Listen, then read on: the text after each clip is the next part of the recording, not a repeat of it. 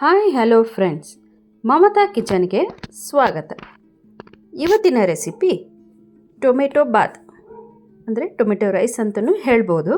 ಇದು even bachelor ಸಹಿತನೂ ಮಾಡ್ಬೋದು, ಅಷ್ಟು ಈಸಿಯಾಗಿದೆ.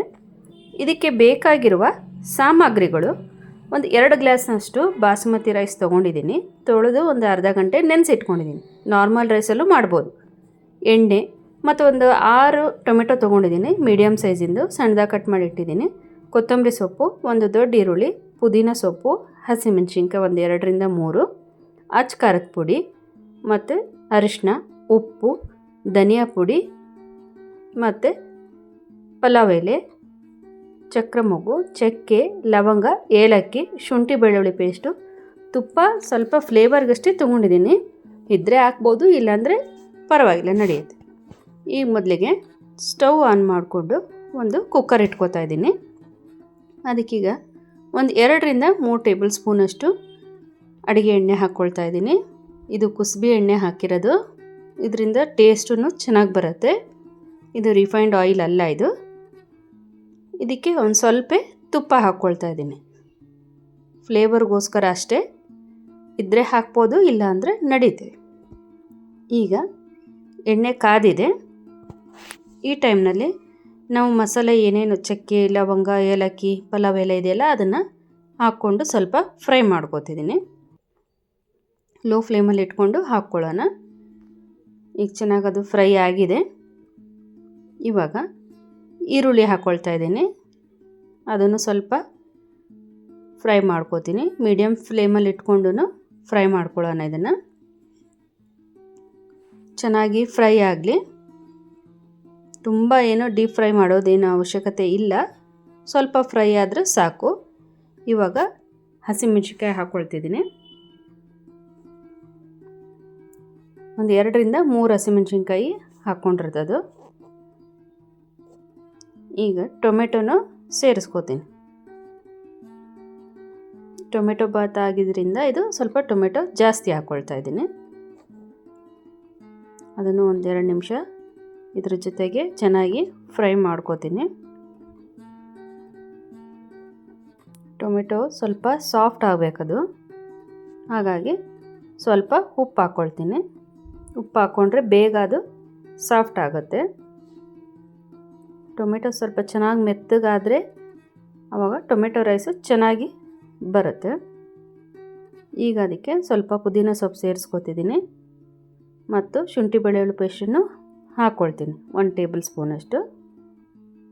ಈಗ ಎರಡೂ ಪುದೀನ ಸೊಪ್ಪು ಮತ್ತು ಶುಂಠಿ ಬೆಳ್ಳುಳ್ಳಿ ಪೇಸ್ಟು ಹಸಿ ವಾಸನೆ ಹೋಗೋವರೆಗೂ ಚೆನ್ನಾಗಿ ಫ್ರೈ ಮಾಡ್ಕೊಳ್ಳೋಣ.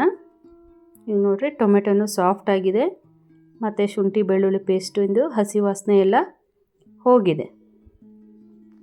ಅದು ಸ್ಮೆಲ್ ಇರಬಾರ್ದು, ಆ ಥರ ಚೆನ್ನಾಗಿ ಲೋ ಫ್ಲೇಮಲ್ಲಿ ಇಟ್ಕೊಂಡು ಫ್ರೈ ಮಾಡ್ಕೊಳ್ಳೋಣ.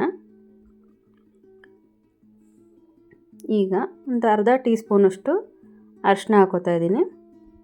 ಒಂದು ಅರ್ಧ ಟೀ ಸ್ಪೂನಷ್ಟು ಧನಿಯಾ ಪೌಡ್ರು ಮತ್ತು 1 ಟೇಬಲ್ ಸ್ಪೂನಷ್ಟು ಅಚ್ಚ ಖಾರದ ಪುಡಿ ಹಾಕ್ಕೊಳ್ತಾ ಇದ್ದೀನಿ.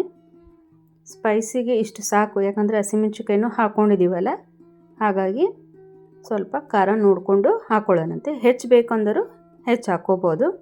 ಇದು ಮೀಡಿಯಮ್ ಸ್ಪೈಸ್ ಇದ್ದರೆ ಚೆನ್ನಾಗಿರುತ್ತೆ. ಈಗ ನೋಡಿ, ಚೆನ್ನಾಗಿ ಖಾರ ಎಲ್ಲ ಮಿಕ್ಸ್ ಆಗಿದೆ. ಟೊಮೆಟೊ ಈರುಳ್ಳಿ ಜೊತೆಗೆಲ್ಲ ಚೆನ್ನಾಗಿ ಮಿಕ್ಸ್ ಆಗಿದೆ. ಈ ಟೈಮ್ನಲ್ಲಿ ಏನು ನಾವು ನೆನೆಸಿಟ್ಕೊಂಡಿರ್ತೀವಲ್ಲ ಬಾಸುಮತಿ ಅಕ್ಕಿ, ಅದನ್ನು ಈಗ ಸೇರಿಸ್ಕೋತಾ ಇದ್ದೀನಿ. ಅದನ್ನು ಈಗ ಮಸಾಲೆ ಜೊತೆಗೆ ಚೆನ್ನಾಗಿ ಫ್ರೈ ಮಾಡ್ಕೋಬೇಕು. ನೋಡಿ, ಈ ಥರ ಎಲ್ಲ ಮಸಾಲೆ ಜೊತೆಗೆ ಚೆನ್ನಾಗಿ ಎಣ್ಣೆ ಒಳಗೇ ಫ್ರೈ ಆಗಬೇಕು. ಒಂದು 2ರಿಂದ 3 ನಿಮಿಷ.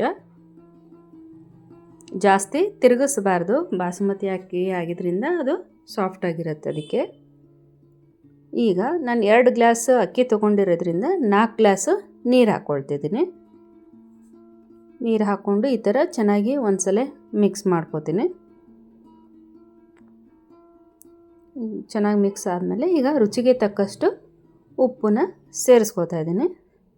ಜೊತೆಗೆ ಒಂದು ಸ್ವಲ್ಪ ಕೊತ್ತಂಬರಿ ಸೊಪ್ಪು ಅದನ್ನು ಹಾಕ್ಕೊಂಡಿದ್ದೀನಿ. ಈಗ ಒಂದ್ಸಲ ಮಿಕ್ಸ್ ಮಾಡಿಕೊಂಡು ಕುಕ್ಕರ್ನ ಲಿಡ್ ಕ್ಲೋಸ್ ಮಾಡ್ಕೋತೀನಿ. 1 ವಿಷಲ್ ಮಾಡ್ಕೊಳ್ತಿದ್ದೀನಿ.